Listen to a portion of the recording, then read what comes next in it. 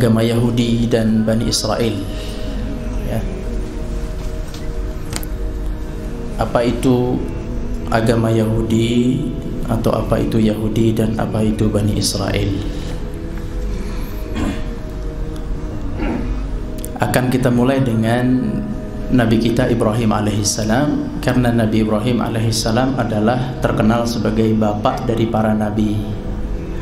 Maksud bapak dari para nabi adalah beliau memiliki keturunan yang dari keturunan itu banyak menjadi nabi. Allah pilih keturunan Ibrahim itu menjadi nabi, dan nabi. Ibrahim alaihissalam memiliki anak dua. Sebagaimana yang kita ketahui, anak pertamanya adalah Ismail, dibawa ke Makkah Al-Mukarramah. Jadi Makkah itu dibuka oleh Nabi Ibrahim dan Ismail. Walaupun sebelumnya Nabi Adam alaihissalam sudah membangun masjid Ka'bah di Makkah. Sebelum itu, jauh sebelum itu, Nabi Adam alaihissalam sudah membangun Ka'bah di Makkah. Kemudian setelah banjir bandang di zaman Nabi Nuh alaihissalam, maka Makkah kemudian sepi kembali, tidak ada penduduknya. Kemudian dibuka kembali di zaman Nabi Ibrahim alaihissalam oleh anaknya, bersama anaknya yaitu Ismail. Anak yang kedua adalah dari Nabi Ibrahim, Ishak. Anak yang Ishak inilah yang kemudian nanti dari Ishak muncul keturunannya para nabi, ya. Kalau dari Ismail muncul nabi, itu nabi kita Muhammad SAW terakhir. Jadi di Makkah itu, setahu yang saya pelajari, Allahu a'lam, itu Allah mengutus Ismail. Kemudian dari Ismail itu sampai Nabi Muhammad itu terjadi, istilahnya Allah tidak mengutus lagi nabi di sana. Itu yang saya ketahui. Tetapi di negeri Palestina, negeri Mesir, Syam sana, Allah mengutus banyak nabi dan rasul, ya. Maka terjadi kesyirikan, terjadi penyimpangan di Makkah itu. Sebelum Nabi diutus, mereka sudah mulai melakukan tawaf tapi tidak menggunakan baju. Kemudian mereka menyembelih, ikut sembelihan Nabi Ibrahim, tapi sembelihannya untuk dipersembahkan untuk yang bukan atas nama Allah, gitu ya. Jadi terjadi satu penyimpangan. Mereka mengenal Allah, mengakui Allah, tapi juga mereka tidak menyembah Allah secara tulus ikhlas. Mereka mengikut sertakan jin, mengikut sertakan berhala dalam menyembah Allah. Terjadi penyimpangan. Ya, ini bukti bahwa penyimpangan terjadi apabila tidak ada orang atau tidak ada nabi yang Allah utus ke satu tempat tersebut. Ya, itu terjadi penyimpangan. Adapun di daerah Palestina sana, Nabi Ishak alaihissalam hidup bersama Nabi Ibrahim. Kemudian Nabi Ishak punya anak Yakub. Ya, Nabi Ishak punya anak Yakub. Ini dikisahkan Nabi Ibrahim masih hidup ini. Jadi Nabi Ibrahim sempat melihat cucunya, siapa namanya? Yakub. Nah, kemudian Yakub punya anak. Anak Yakub ini terkenal berapa anaknya?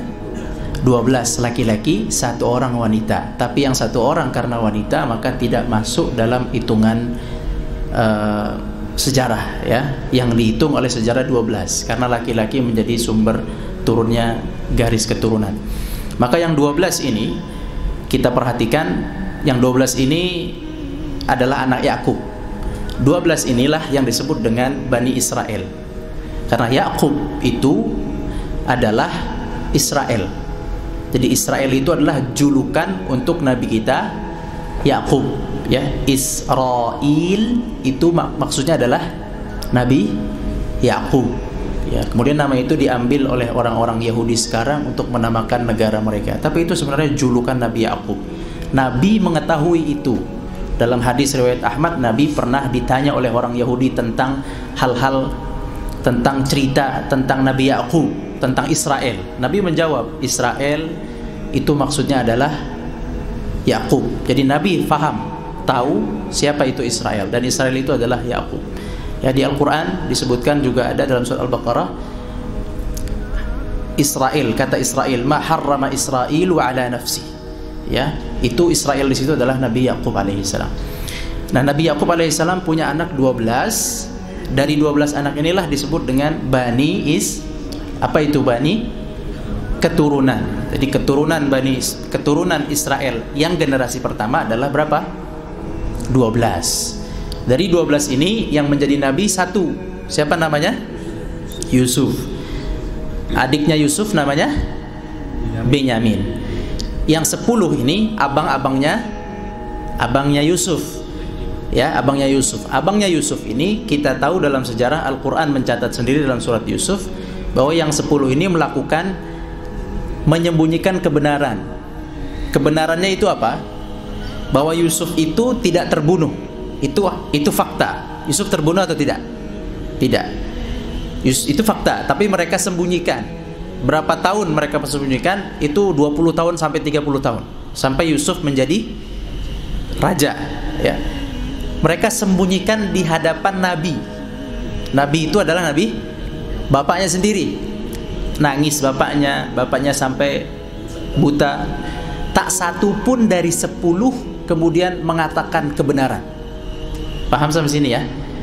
Ini generasi pertama Bani Israel. Ada benih, ya, ada benih dari generasi pertama, yaitu benih ingin membunuh. Pertama benihnya adalah ingin membunuh Nabi, yaitu Yusuf. Itu mau dibunuh sebelum dicemplungin, ya. Mereka niat sepakat untuk bunuh dulu, kemudian di cancel, jangan bunuh, cemplungin aja, ya, begitu ceritanya. Pertama ada etikat ingin membunuh.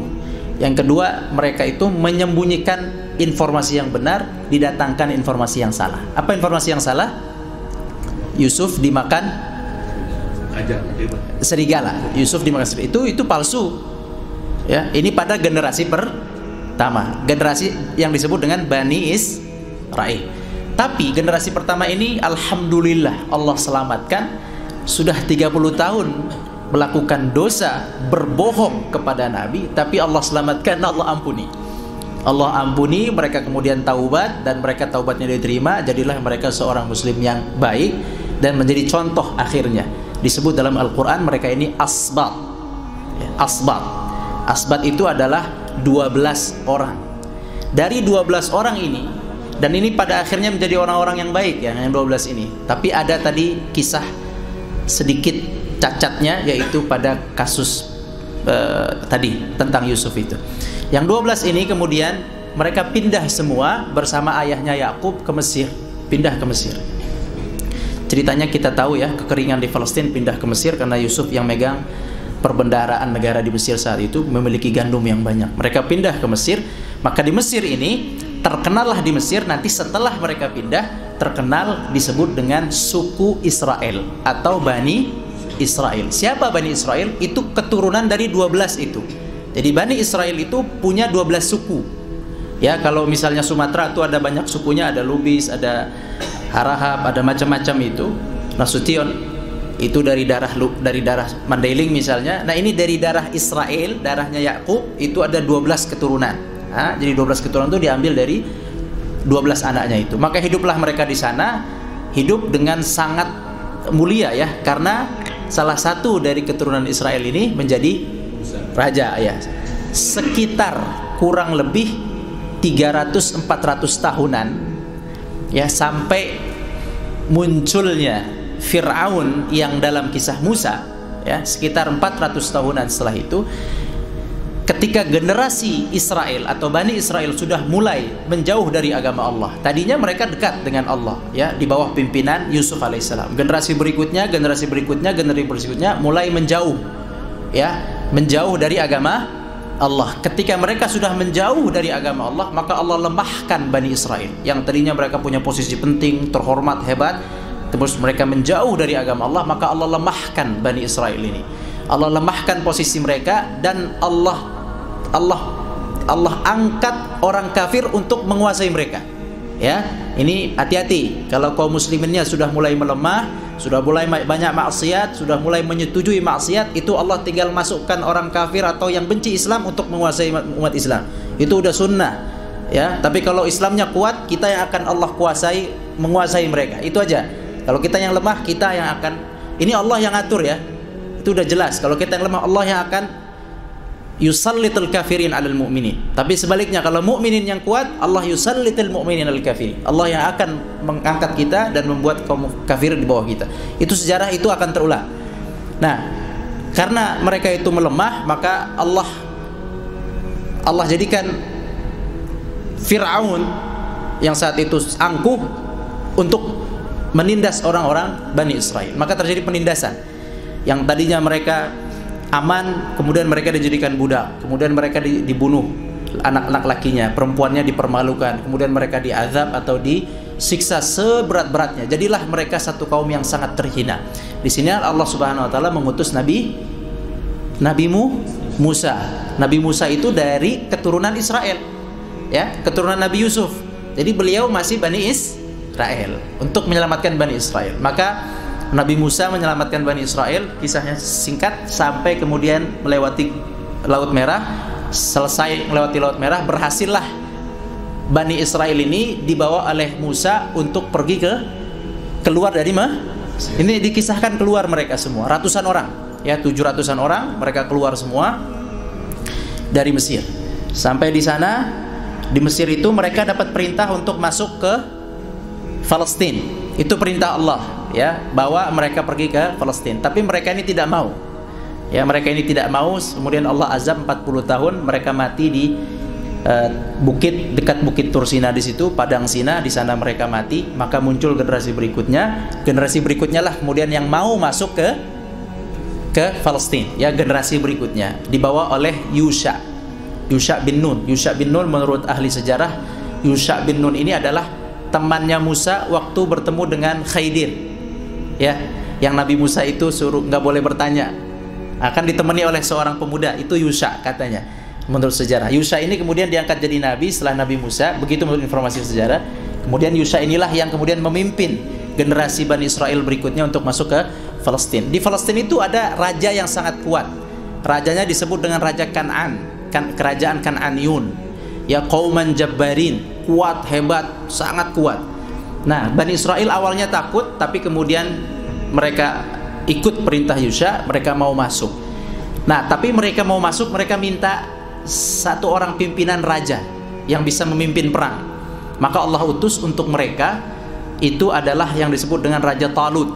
Ya, siapa yang pernah baca Quran Al-Baqarah, ada kisah Talut. Talut itu raja dari Bani Israel. Nanti Talut ini akan melawan Jalut. Jalut adalah raja yang bercakar atau memiliki kekuasaan di negeri Palestina saat itu. Ini raja tidak beragama Allah, ini agama syirik ini. Nah, Talut memimpin Bani Israel berperang melawan Jalut untuk menghancurkan kekuasaan mereka di Palestina. Talut kemudian berhasil mengalahkan Jalut. Tapi yang membunuh Jalut saat itu bukan Talut, Daud. Wa qatala Daudu Jalut.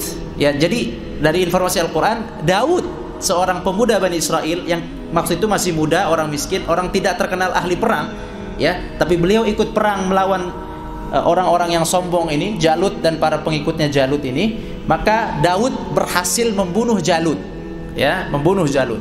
Karena Daud seorang pemuda ini berhasil membunuh Jalut, maka Talut mengangkat Daud menjadi mantu, ya. Maka Daud saat itu dijadikan mantu dan Allah mengangkat Daud menjadi nabi. Maka ketika Talut itu sudah meninggal, Daudlah yang kemudian mengambil posisi kerajaan di Palestina tadi, ya. Jalut tadi musuh, meninggal, dipimpin oleh Talut. Talut meninggal, dipimpin oleh Daud, mantu. Daud ini mantu. Nah, Daud mimpin itu dengan kalimat la ilaha illallah. Jalut mimpin dengan kalimat la ilaha illallah. Ini semua ajaran Islam. Sampai sini belum ada kata yang dikenal dengan Yahudi. Belum ada. Nabi Musa nggak pernah ngajarin agama Yahudi, nggak pernah. Belum ada. Ini semua masih agama Islam. Kemudian Daud meninggal. Daud punya anak Sulaiman. Wa waritha Sulaimanu Dauda. Sulaiman mewariskan kerajaan Daud. Bukan hanya kerajaan yang diwariskan, tapi juga nubuwah, kenabian. Ya, kenapa kerajaan diwariskan kepada anak? Bukan itu sebenarnya pertanyaannya. Ya, ini bukan masalah kerajaan diwariskan ke anak, tapi anaknya ini adalah nabi. Maka ketika nabi dia mewariskan kenabian, dia paling berhak untuk memimpin. Siapa yang paling dekat dengan Allah dan sunat Allah, maka dia yang paling berhak memimpin. Kalau paling jauh dari sunat Allah, maka nggak usah jadi pemimpin, rusak dunia ya. Jadi kalau paling dekat dengan hukum Allah, paling mengamalkan, paling strict dengan hukum Allah, itulah yang harus dijadikan pemimpin. Maka Daud memilih Sulaiman anak kandungnya untuk jadi pemimpin. Maka jadilah Sulaiman memimpin. Kisah Sulaiman memimpin juga kita sangat jelas ya, bagaimana beliau menulis surat dengan kata Bismillahirrahmanirrahim. Innahu min Sulaiman. Ya, wa innahu bismillahirrahmanirrahim. Itu yang pertama. Kemudian dia mengajak Ratu Balqis, wa'tuni muslimin. Ratu Balqis dan seluruh para pengikutnya ya, seluruhnya, nggak main-main. Kalau istilah kita ada negara yang kafir semuanya. Ya, istilahnya semuanya masuk ke dalam Islam, kalau nggak kita serangi. Begitu. Ya, itu Nabi Sulaiman. Dan ternyata Nabi Sulaiman berhasil mengislamkan Bilqis dan seluruh isi kerajaannya. Nah, ini tanda bahwa saat itu agama masih agama Allah, Islam. Agama yang lurus, bismillahirrahmanirrahim, kita pakai itu ya. Jadi Yahudi belum ada sampai kemudian Nabi Sulaiman meninggal. Ketika Nabi Sulaiman meninggal, baru terpecah kerajaan di Palestina itu. Di negeri Palestina terpecah menjadi dua. Kerajaan yang di atas bagian utara itu dipimpin oleh satu orang disebut Asmiri. Kemudian yang kedua di bawah, yang Quds saat ini, Palestina saat ini, dipimpin oleh raja disebut dengan Yahuda. Yahuda pakai dha, dal dhal, abata tha jim ha kha dal dha, Yahuda, begitu. Kemudian nanti jadi Yahuda biar gampang nyebutnya. Jadi Yahuda, kerajaan dipimpin oleh raja Yahuda. Disinilah terjadi kemudian penyimpangan agama. Ya, terjadi penyimpangan setelah meninggalnya siapa? Nabi Sulaiman. Maka muncullah di situ kebanggaan para penduduk Palestina saat itu yang tadinya mereka beriman kepada Allah, mereka menisbatkan mereka sebagai pengikut Yahuda. Maka muncullah di situ, kalau pengikut Yahuda disebut Yahudi, ya, disebut Yahudi. Mereka siapa sebenarnya? Bani Israel. Ya, Bani Israel. Sulaiman Bani Israel, Daud Bani Israel, Talut semua tadi Bani Israel. Kita lagi bercerita Bani Israel. Maka Bani Israel ini kemudian muncul istilah baru di tengah-tengah kaum Bani Israel, yaitu istilah Yahudi yang menisbatkan diri kepada Yahuda. Kelompok yang menisbatkan diri kepada Yahuda ini, kemudian mereka ini melakukan beberapa perubahan dari keyakinan mereka. Ya, mereka terpengaruh dengan agama syirik dari kerajaan yang ada di sekeliling mereka. Karena tidak kuat posisi keimanannya, mereka terpengaruhlah ke akidah mereka kepada kesyirikan-kesyirikan. Ya, kesyirikan-kesyirikan. Oleh itu terjadilah Bani Israel menjadi dua saat itu. Yang satu berpaham Yahudi, yang satu masih dalam kategori mengikuti ajaran Nabi Sulaiman, Nabi Daud, Nabi Musa, Nabi Yakub. Jadi muncul istilah Yahudi itu setelah Nabi Sulaiman. Jarak antara Nabi Musa dengan Nabi Sulaiman itu menurut ahli sejarah sekitar 900 tahun. Jadi jauh, nggak ada hubungannya. Jangan mengatakan Nabi Musa membawa agama Yahudi, nggak ada. Apalagi Yahudi sekarang. Nanti sedikit saya singgung Yahudi yang saat ini. Nah, jadi Yahudi saat itu terpecah jadi dua. Bani Israel terpecah jadi dua. Bani Israel yang lurus, Bani Israel yang Yahudi. Bani Israel yang lurus ini diantaranya adalah keluarga Imran. Ada surat apa? Ali Imran. Itu Ali itu arti keluarga. Ali Imran, keluarga Imran. Surat keluarga Imran ini di dalamnya ada, dalam keluarga Imran ini ada Maryam. Maryam itu anaknya. Kemudian ada lagi anaknya Maryam, Isa. Kemudian Isa punya paman Zakari. Isa juga punya sepupunya adalah Nah, dari garis lurus ini, dari keluarga yang saleh ini, Bani Israel yang saleh ini, yang Allah pilih ini, Innallaha astafa Adama wa Nuha wa ala Ibrahim wa ala Imran. Jadi kelompok Imran ini, keluarga Imran memang Allah pilih. Allah jaga, Allah bersihkan dari kesyirikan yang terjadi di kelompok Bani Israel yang satu ini. Maka mereka ini dijadikan oleh Allah sebagai pembersih atau penerus para nabi dari Bani Israel. Ada Zakaria, ada Nabi Yahya, ada Nabi Isa. Tapi Bani Israel yang berpaham Yahudi saat itu tidak suka dengan keluarga Imran. Biasalah itu ya. Namanya orang yang sesat itu selalu gak suka dengan kebenaran. Itu udah kunci. Orang sesat itu gak akan suka dengan kebenaran. Ya, kalau yang kebenarannya gak kuat, ya akan ditindas. Nah, saat itu mereka ini sangat kuat orang-orang Yahudi, maka dibunuhlah nabi-nabi. Ya, maka itulah muncul istilah innalladzina yakfuruna biayatillahi wa yaqtuluna an-nabiyya bighairil haqq. Wa yaqtuluna al-anbiya'a bighairi haqq. Muncul dalam Al-Qur'an kisah orang-orang yang kufur dan orang-orang yang membunuh para nabi. Itu Bani Israel. Tapi Bani Israel yang berpaham Yahudi. Bani Israel yang berpaham Yahudi. Dia nggak mau munculnya nabi itu dari keluarga Imran, maunya dari mereka. Ya, dari yang pahamnya sama mereka.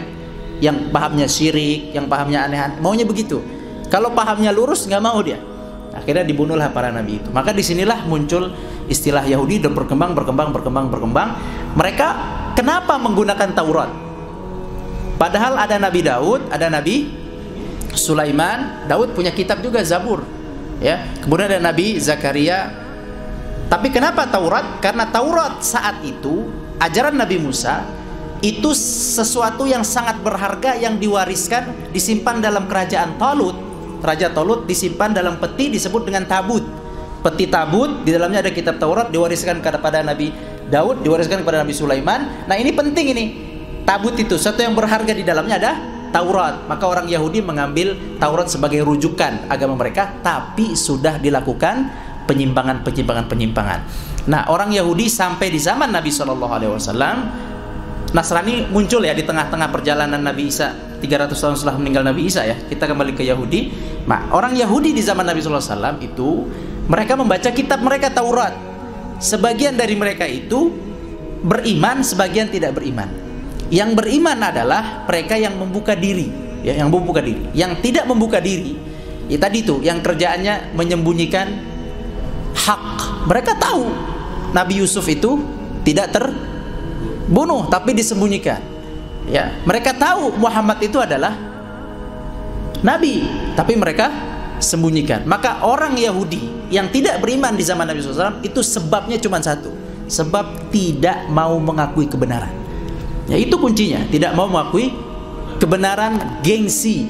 Sama seperti Yahudi yang membunuh Nabi Isa, Nabi Zakaria dan Nabi Yahya. Nabi Isa menurut mereka dibunuh ya. Kemudian kalau menurut Al-Quran Allah mengangkat Nabi Isa AS. Nah, sampai sini teman-teman sekalian, Yahudi terus berjalan sampai saat ini Yahudinya itu sudah sangat jauh dari kitab Taurat. Kalau Yahudi di zaman Nabi masih mending, ya masih mending. Kalau yang Yahudi sekarang nggak akan mengakui Islam, sulit rasanya Yahudi sekarang untuk mengakui Islam karena mereka sudah menghapus ajaran-ajaran atau amalan. Ya, sedikit lagi ya, amalan tuh begini. Kita Islam, kita punya zikir, kita punya doa masuk masjid, keluar masjid, masuk pasar. Kita punya salat wajib, kita punya salat sunnah. Kita puasa wajib, puasa sunnah. Kita punya zakat, kita punya sedekah. Kita punya akikah, kita punya kurban. Kita punya membangun masjid. Kita punya apa amalan? Ada pekerjaan dalam menganut agama, ya. Ada pekerjaan dalam, ada khitan. Kalau Anda beragama ada kerjaannya, ada amalannya yang membuat Anda dekat dengan Allah. Di Yahudi yang zaman sekarang itu semua ajaran itu hampir dibilang dihabiskan sama mereka. Jadi orang Yahudi udah nggak khitan. Orang Yahudi sudah tidak ada amalan menyembelih. Orang Yahudi sudah tidak ada namanya mandi bersuci. Padahal itu semua ajaran nabi-nabi sebelumnya. Orang Yahudi sudah tidak ada mengenal salat, sudah ada tidak mengenal amalan-amalan yang dulu diwariskan oleh nabi-nabi sebelumnya. Nabi Isa itu salat, Maryam itu salat, jelas dalam Al-Quran.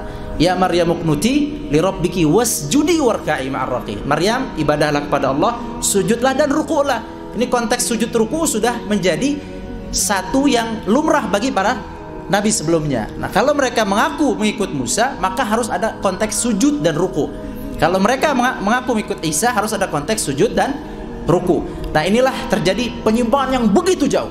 Selama sesuatu agama atau pemahaman tentang ketuhanan tidak dikontrol dengan ahlinya, maka terjadi seperti itu. Jadilah seperti Yahudi saat ini, menghilangkan, menghapus semua amalan-amalan dalam ibadah mereka, ya, diganti dengan yang aneh-aneh, tembok ratapan lah dan segala macamnya. Hal ini terjadi juga dengan agama Nasrani. Nasrani cuma cinta kasih, cinta kasih, cinta kasih, cinta kasih. Kita sopan santun, akhlak. Apaan itu? Ya, kalau ngomongin gitu kita lebih pandai ya orang-orang Islam. Tapi mana amalan sebagai seorang yang beragama? Ya, ya itu doang gitu.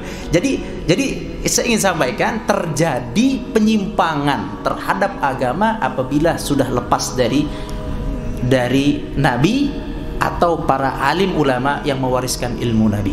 Nah, itulah teman-teman sekalian sejarah singkat tentang Yahudi, bahwa Yahudi bukan agama Nabi Musa alaihissalam, dan Yahudi itu sudah jauh dari agama Nabi Musa alaihissalam. Nabi Musa adalah agamanya seperti kita. Nabi Ibrahim juga seperti kita. Nabi Ibrahim juga menyembelih, Nabi Ibrahim juga salat, bahkan membangun masjid Ka'bah. Jadi kalau mau lihat agama Nabi Ibrahim, ikuti agama Nabi Muhammad sallallahu alaihi wasallam.